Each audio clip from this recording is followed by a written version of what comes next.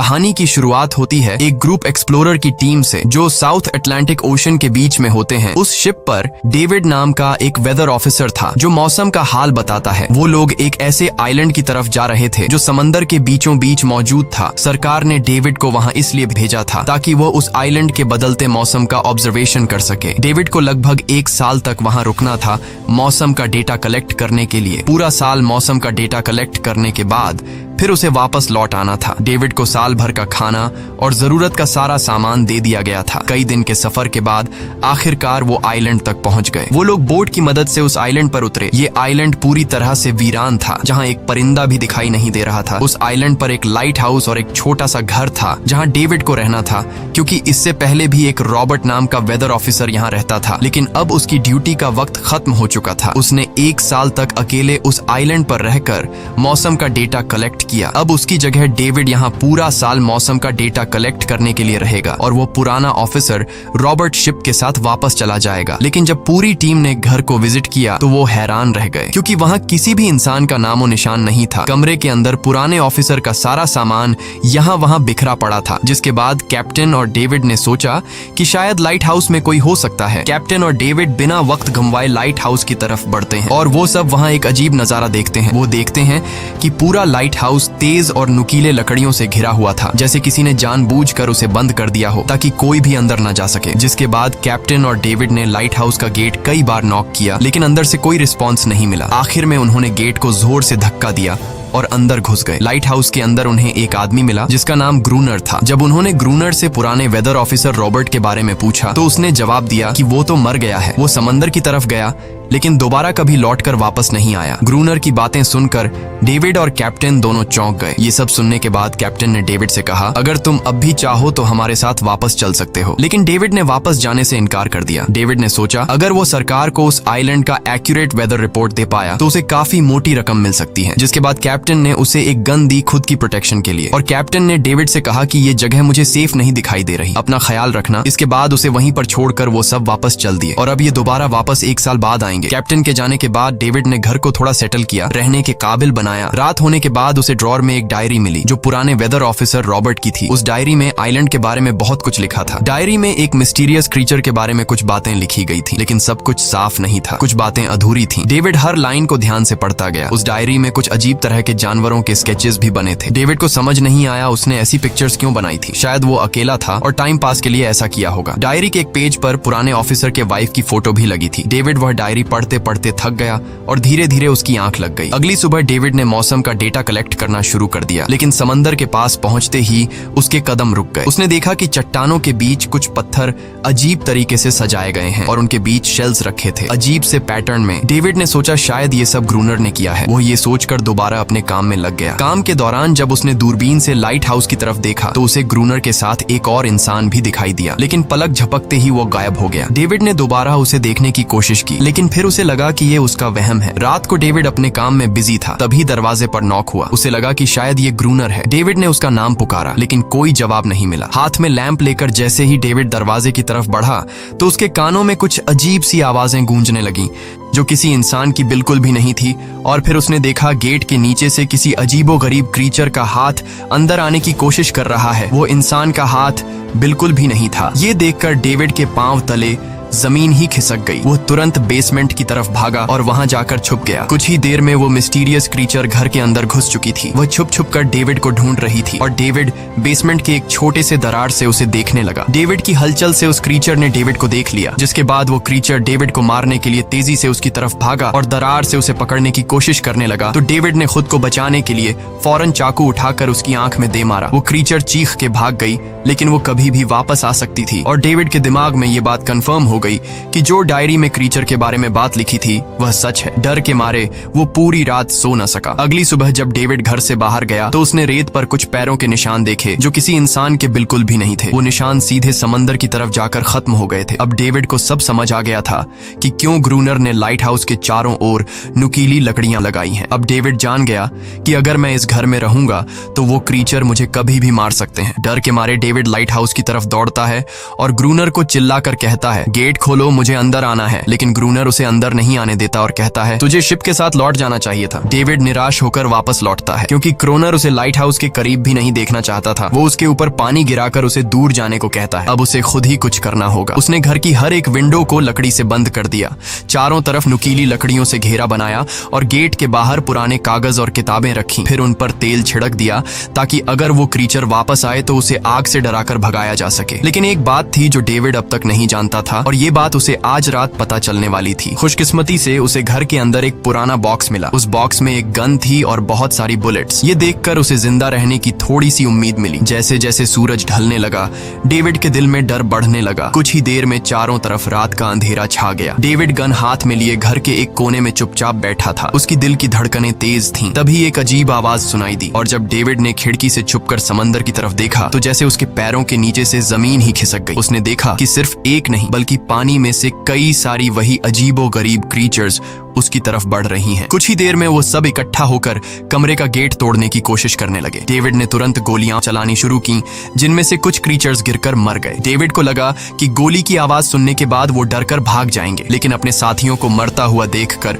वो और भी ज्यादा गुस्सा हो गए। तब डेविड प्लान बी अपनाते हुए गेट के बाहर रखे कागजों और पुरानी किताबों को आग लगा देता है। आग देखकर वो क्रीचर्स डर के मारे वापस समंदर में लौट गए, लेकिन अब वही आग डेविड के घर तक पहुंच चुकी थी। घर के दरवाजे ने आग पकड़ ली और धीरे धीरे फैलने लगी क्योंकि पूरा घर लकड़ी का बना हुआ था। डेविड ने तुरंत एक चादर में खुद को लपेटकर अपनी जान बचाई और बाहर निकलकर लाइट हाउस के पास एक बड़े पत्थर के पीछे छुप गया। क्रीचर्स को शूट करते वक्त डेविड के हाथ में काफी गहरी चोट भी आई। तभी अचानक तेज बारिश शुरू हो गई। आग धीरे धीरे बुझने लगी, लेकिन पूरी रात की बारिश के बाद भी सुबह तक डेविड अपना घर नहीं बचा पाया। पूरा घर जलकर लगभग राख हो चुका था। अब अगर डेविड को जिंदा रहना है तो उसे लाइट हाउस में पनाह लेनी होगी। उसने अपनी राइफल उठाई और लाइट हाउस के पास के पत्थरों के बीच छुप गया और इंतजार करने लगा कि कब ग्रूनर पानी भरने आएगा। जब ग्रूनर पानी भरने के लिए लाइट हाउस से बाहर निकला तो डेविड उसके पीछे पीछे चल दिया, लेकिन तभी अचानक एक अजीब सा क्रीचर जो ग्रूनर के पास ही था उसने डेविड पर हमला कर दिया। लेकिन किसी तरह करके डेविड ने उसे काबू कर लिया। वह क्रीचर ग्रूनर का रक्षक था। जब वह उसे शूट करने वाला था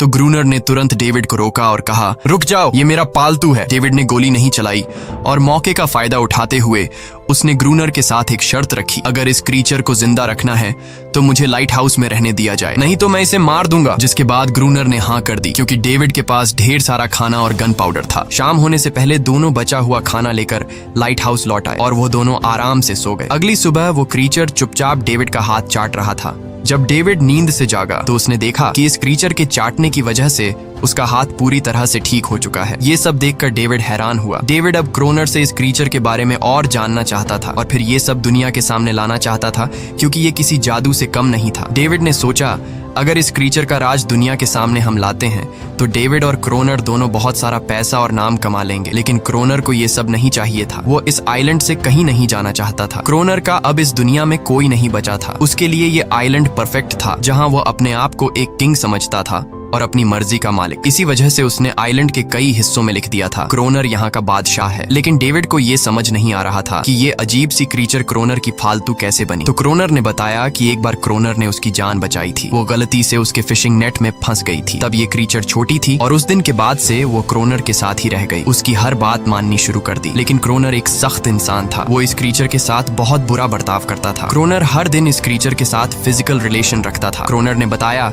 कि एक बार इस क्रीचर ने मुझ पर हमला भी किया था और उसके बदले में क्रोनर ने उसे ऐसी सजा दी कि उस सजा के बाद वो क्रीचर अपने आप को क्रोनर की गुलाम समझने लगी। और आप सब भी समझ गए होंगे कि हर रात वो क्रीचर समुद्र से बाहर क्यों आते हैं। वो सभी इसलिए आते हैं ताकि अपने साथी को क्रोनर से छुड़वाकर वापस ले जाए। लेकिन क्रोनर ऐसा नहीं होने देता। वो क्रीचर्स दिन के उजाले में अटैक नहीं कर सकते क्योंकि सूरज की रोशनी उनकी स्किन जला देती है। डेविड अब यहाँ और नहीं रहना चाहता था। वो किसी तरह से आइलैंड से अपनी जान छुड़ाना चाहता था। खैर, शाम होने लगी और क्रोनर ने उससे कहा, गन लेकर रेडी हो जाओ क्योंकि वो क्रीचर्स कभी भी हमला कर सकते हैं। वो लाइट हाउस की लाइट ऑन करने के लिए तैयार हो गए और कुछ ही देर में समुद्र से बड़ी संख्या में क्रीचर्स निकलकर बाहर आ गए। वो लाइट हाउस की तरफ बढ़ते जा रहे थे। क्रोनर उन पर लगातार फायर करता जा रहा था, लेकिन डेविड पूरी तरह से डर गया था। वो लाइट हाउस के अंदर की तरफ आने लगा। क्रोनर के बार बार कहने के बावजूद वो बस एक कोने में चुपचाप बैठा रहा और कुछ ही देर में डेविड बेहोश हो गया। क्रोनर पूरी रात अकेला इन क्रीचर्स से लड़ता रहा। अगली सुबह क्रोनर ने गुस्से में डेविड के मुंह पर पानी डालकर उसे उठाया और कहा, अगर तुम्हें जिंदा रहना है तो इनकी जान लेनी होगी, नहीं तो तुम्हें लाइट हाउस से निकाल निकाल दिया जाएगा और तुम्हें मेरी हर बात माननी होगी। रोजाना पानी भर कर लाना, लाइट हाउस के छोटे बड़े काम करना और रात को मेरे साथ गार्ड ड्यूटी भी करनी होगी। अब डेविड के पास दूसरा कोई ऑप्शन नहीं था। इसी वजह से ये सब करना उसकी मजबूरी बन गया। डेविड अब क्रोनर की हर बात मानने लगा, लेकिन एक चीज थी जो उसे बिल्कुल भी पसंद नहीं आई। वो ये थी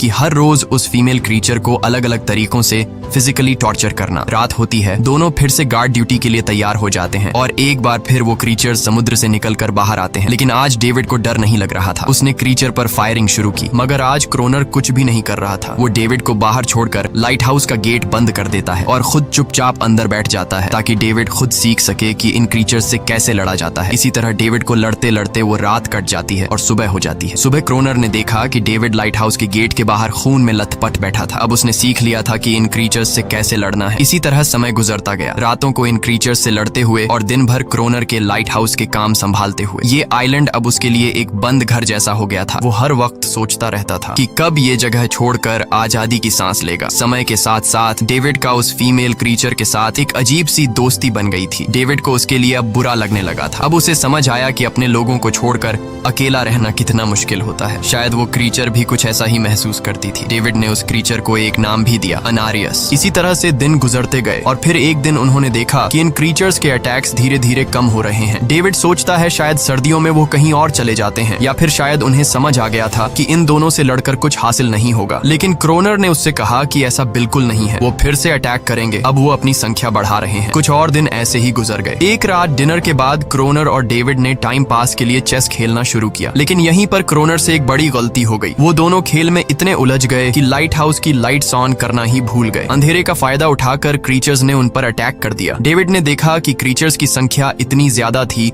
कि दो लोग मिलकर भी ज्यादा देर तक नहीं लड़ सकते थे और इस बार उनके पास कोई प्लानिंग भी नहीं थी। गन्स की बुलेट्स भी ऑलमोस्ट खत्म हो चुकी थी। किसी तरह बचते बचाते वो लाइट हाउस के टॉप तक पहुंच गए, लेकिन इस बीच क्रोनर के पैर में गहरी चोट आ गई। वो क्रीचर्स आज उन पर भारी पड़ गए थे। दोनों को लगा कि आज उनकी मौत पक्की है, लेकिन खुशकिस्मती से सुबह हो गई। जैसे ही सूरज धीरे धीरे उभरता है, वो क्रीचर्स लाइट हाउस छोड़कर समुद्र में वापस चले जाते हैं। कड़कती धूप निकलने के बाद एनेरियस क्रोनर के जख्म को ठीक करने की कोशिश करती है, लेकिन अब तक डेविड को समझ आ चुका था कि वो इन क्रीचर्स के साथ ये लड़ाई जीत नहीं सकते। बुलेट्स भी अब खत्म होने के करीब हैं। उनके पास खाना भी इतना नहीं है कि वो ज्यादा देर तक चल सके। लकीली अगले दिन जब डेविड लाइट हाउस के बाहर इधर उधर घूम रहा था तो उसने समुद्र में एक जहाज देखा। वो जल्दी से अंदर से फ्लेयर गन लाया और जहाज को सिग्नल देने गया, लेकिन क्रोनर ने उसे रोक दिया क्योंकि वो नहीं चाहता था कि डेविड यहाँ से जाए। उसी वक्त अनारियस ने क्रोनर पर हमला कर दिया। वो डेविड को क्रोनर से बचाना चाहती थी। क्रोनर किसी को भी ये आइलैंड छोड़ने नहीं देना चाहता था। ये आइलैंड उसकी अपनी दुनिया थी जहाँ वो एक किंग की तरह रहता था। वो डेविड को भी जाने नहीं देना चाहता था। इतने समय से अकेला रहने के बाद अब उसके पास कोई था जिससे वो बात कर सकता था, और अगर डेविड उस शिप में वापस चला गया तो वो वहाँ जाकर सबको एनेरियस और उनके बारे में बता देगा। इसलिए अब डेविड यहाँ से नहीं जा सकता। धीरे धीरे वो शिप डेविड की आंखों के सामने समुद्र में गायब हो गई। अब उसके पास कुछ भी करने को नहीं था। कुछ और दिन ऐसे ही बीत गए। क्रोनर अब भी डेविड और अनारियस दोनों के साथ बुरा बर्ताव कर रहा था, लेकिन अनारियस को वो खास तौर पर मारता था, जो डेविड को बिल्कुल पसंद नहीं था। एक दिन डेविड ने अनारियस को एक छोटी टॉय बोट गिफ्ट में दी जो उसने किसी मछली की हड्डी से बनाई थी। लेकिन जब अनारियस ने उस बोट को देखा तो वो डेविड को आइलैंड के एक ऐसे कोने में ले गई जहाँ सचमुच एक असली बोट रखी थी। जब डेविड ने इस बोट के बारे में क्रोनर से पूछा तो उसने कहा हाँ, उसे पहले से पता था कि आइलैंड के इस हिस्से में एक बोट है। क्रोनर कहता है कि कुछ लोग इस आइलैंड तक बोट के जरिए अपनी जान बचाने आए थे, लेकिन सुबह होने से पहले उनमें से कोई भी जिंदा नहीं बचा। सबको इन क्रीचर्स ने मार दिया। वो सब शिप में गोला बारूद ले जा रहे थे, लेकिन समुद्र में आए तूफान की वजह से उनका शिप इसी आइलैंड के पास डूब गया। ये सब सुनते ही डेविड के दिमाग में एक आइडिया आया। उनके पास एक डाइविंग सूट जैसा कुछ था। डेविड ने कहा कि अगर हम दोनों में से कोई उस सूट को पहनकर समुद्र के उस हिस्से में जाए जहां वो शिप डूबी थी, तो हो सकता है उन्हें कुछ बुलेट्स या डायनामाइट मिल जाए जिससे इन क्रीचर्स से लड़ना आसान हो जाए। लेकिन क्रोनर ने इस बात को मानने से इनकार कर दिया, पर डेविड अपनी जान को खतरे में डालकर ये काम करने को तैयार था। कुछ और दिन ऐसे ही गुजर गए। डेविड और अनारियस के बीच एक गहरा कनेक्शन बन गया। डेविड डेविड उसे पसंद करने लगा था। इन दोनों को रोमांस करते हुए ये सब क्रोनर ने चुपके से देख लिया। क्रोनर को लगा कि अनारियस उसे छिन जाएगी, इसलिए डेविड को रास्ते से हटाना पड़ेगा। अगले दिन क्रोनर खुद डेविड की बात मानने को तैयार हो जाता है। वो डेविड से कहता है, ठीक है, तुम सूट पहनकर नीचे पानी में जाओगे और वहाँ ढेर सारा RDX कलेक्ट करोगे, फिर मैं तुम्हें बोट से ऊपर की तरफ खींच लूंगा। लेकिन क्रोनर का असली इरादा कुछ और ही था। वो चाहता था कि डेविड उसकी मदद से समुद्र के नीचे रखे डायनामाइट के बॉक्सेस वापस सरफेस तक ले आए और उसके बाद उसे वही समंदर में अकेला छोड़ दे ताकि वो क्रिएचर्स उसे मार दें। इस तरह डायनामाइट भी उसके पास आ जाएगा और अनारियस फिर से उसकी गुलाम बन जाएगी। वो दोनों बोट में बैठकर उस जगह पहुंच गए जहां शिप पानी में डूबा था। डेविड ने डाइविंग सूट पहना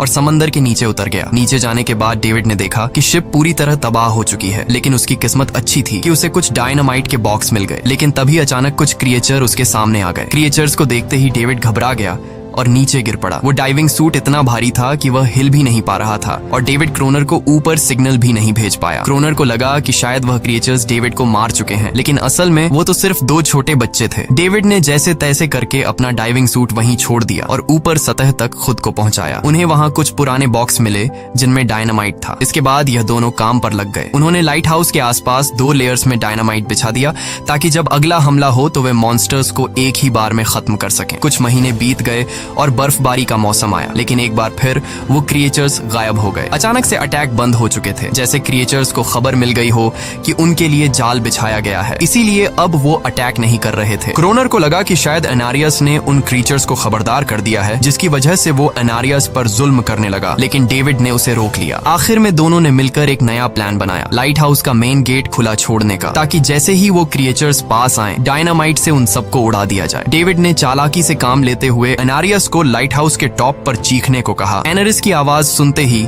सभी क्रिएचर्स गुस्से से भड़क उठे। क्रिएचर्स ने जब देखा कि लाइट हाउस का मेन गेट खुला हुआ है तो उन्हें लगा कि यह अच्छा मौका है अनारियस को छुड़ाने का, लेकिन असल में यह उनके लिए एक चाल थी। कुछ ही देर में वह क्रिएचर समंदर से बाहर निकलने लगे। वे सीधे मेन गेट की तरफ बढ़े और अंदर घुसते ही डेविड पर हमला कर दिया। डेविड भी हिम्मत दिखाता है और क्रिएचर से जान छुड़ा लेता है। जैसे ही वे सभी क्रिएचर लाइट हाउस के पास पहुंच जाते हैं तो क्रोनर डायनामाइट का लीवर दबा देता है, लेकिन ब्लास्ट नहीं होता। असल में डेविड ने उसका कनेक्शन खोल दिया था और क्रोनर उसे दोबारा लगाना भूल गया था। डेविड तुरंत ऊपर भागता है और डायनामाइट का वायर जोड़ना शुरू करता है। तब तक वो क्रिएचर्स लाइट हाउस पर चढ़ने की कोशिश कर रहे होते हैं, जिन्हें सिर्फ अकेला क्रोनर रोकता है। जैसे ही कनेक्शन पूरा होता है डेविड पहला लेयर उड़ा देता है, जिससे कई क्रिएचर्स ब्लास्ट में खत्म हो जाते हैं, लेकिन अभी भी काफी मॉन्स्टर्स लाइट हाउस पर हमला करने के लिए तैयार होते हैं। इस वजह से क्रोनर दूसरा लेयर भी ब्लास्ट कर देता है। दोनों उस जोरदार धमाके में बेहोश हो जाते हैं। अगली सुबह जब दोनों होश में आए तो उन्होंने देखा कि एनरियस वहां नहीं थी। ब्लास्ट में चारों तरफ मरे हुए क्रिएचर्स पड़े थे। क्रोनर उन सबको मार रहा था जो जख्मी हालत में जिंदा बचे थे। तभी डेविड की नजर उनमें से एक के गले में लटके एक नेकलेस पर पड़ी। उस क्रिएचर को तड़पता हुआ देखकर डेविड को उस पर तरस आ जाता है और उसे अपनी गलती का एहसास हो जाता है। जिन क्रिएचर्स को वह अब तक खूंखार समझते आए थे वो भी इंसानों की तरह थे, सिर्फ बोल नहीं सकते थे। लेकिन क्रोनर के लिए यह सब बेकार बातें थीं। उस दिन के बाद वह क्रिएचर्स फिर कभी अटैक नहीं कर पाए, लेकिन हर दिन समंदर के किनारे से रोने की आवाजें आती थीं। डेविड को अब तक नहीं पता था कि उन्होंने कितना बड़ा नुकसान कर दिया था, कितनी फैमिली टूट गई, कितने बच्चों ने अपने लोग खो दिए, सिर्फ एक गलतफहमी की वजह से। अगले दिन डेविड ने समंदर में उन क्रिएचर्स के कुछ छोटे छोटे बच्चों को देखा, वो सब जिन्होंने अपने परिवार खो दिए थे। डेविड ने पत्थरों का एक गोल सर्कल बनाया और उसके बीच में वह छोटी टॉय बोट रख दी ताकि एनरिस उसे देखकर वापस लौट आए। डेविड ने कई घंटे इंतजार किया, लेकिन एनरिस कभी वापस नहीं आई। सुबह नींद से जागने के बाद डेविड ने देखा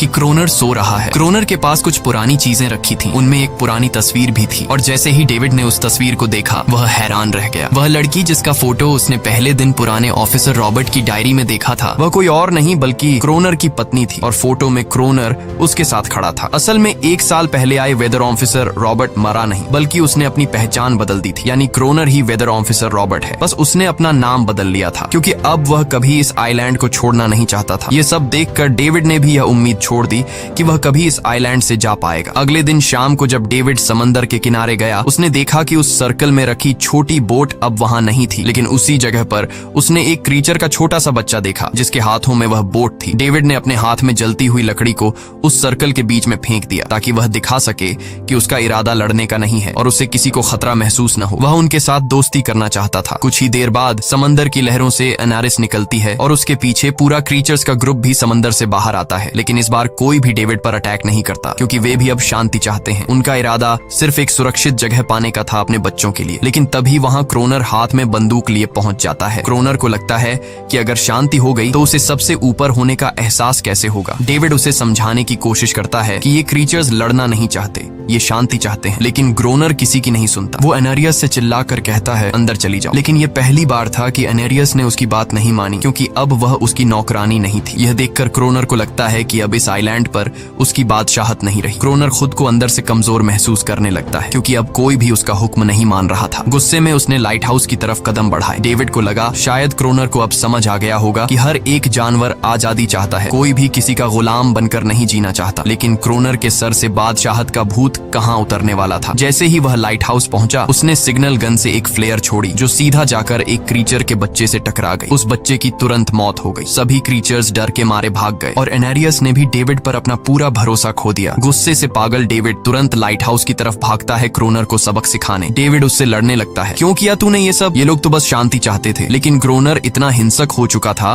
कि उसने डेविड को मारने का फैसला कर लिया। वह हाथ में लोहे का रॉड लेकर जैसे ही डेविड पर वार करने जा रहा था, डेविड ने उसे उसके असली नाम से पुकारा और कहा, रुक जाओ रॉबर्ट, तुम खूनी नहीं हो। ये सुनकर क्रोनर एकदम रुक गया। असल में रॉबर्ट ऐसा इंसान कभी था ही नहीं। इस आइलैंड पर आने के बाद अकेले रहने की वजह से उसकी मेंटल हेल्थ बिगड़ चुकी थी। अकेलापन, अपनी पत्नी की मौत और गहरा डिप्रेशन, इन सब ने उसे ऐसा बना दिया था। वह असल में कोई किलर नहीं था, वह एक अच्छा इंसान था। क्रोनर को एहसास हुआ कि ये क्रीचर्स कभी लड़ना नहीं चाहते थे, वे बस शांति चाहते थे। क्रोनर ने उन्हें सिर्फ इसलिए मारा ताकि वह खुद को पावरफुल दिखा सके। और अब क्रोनर को अपनी गलती का एहसास हो चुका था, इसीलिए उसने खुद को उन क्रीचर्स के सामने सरेंडर कर दिया और कुछ ही पलों में उन्होंने उसे मार दिया। डेविड लाइट हाउस के अंदर खुद को लॉक कर लेता है। समय ऐसे ही बीतता चला जाता है और 1 साल बाद आइलैंड पर एक गवर्नमेंट अफसर आता है, साथ में एक नया वेदर ऑफिसर भी होता है। अब नए गवर्नमेंट अफसर ने इस आइलैंड पर वेदर मॉनिटर की ड्यूटी करनी थी। जब कैप्टन पिछले अफसर के बारे में डेविड से पूछता है तो डेविड भी वही बात करता है कि वह पानी की तरफ गया था लेकिन कभी वापस नहीं आया। और वेदर ऑफिसर को भी लगता है कि डेविड ही क्रोनर है। डेविड ने भी उनकी इस गलतफहमी को ठीक नहीं किया। वह चुपचाप बालकनी पर गया और खड़ा हो गया बिना कुछ कहे, क्योंकि अब वह भी इस आइलैंड को छोड़ना नहीं चाहता था, बिल्कुल क्रोनर की तरह। इसी दौरान एनेरिस भी अपने परिवार के साथ खुश थी। अब उन्हें किसी क्रोनर जैसे आदमी का डर नहीं था। अब वे आइलैंड पर भी और समंदर में भी आजादी से जी सकते थे। इसी के साथ कहानी खत्म हो जाती है। अगर वीडियो आपको अच्छी लगी हो तो हमारे चैनल को जरूर सब्सक्राइब कीजिए।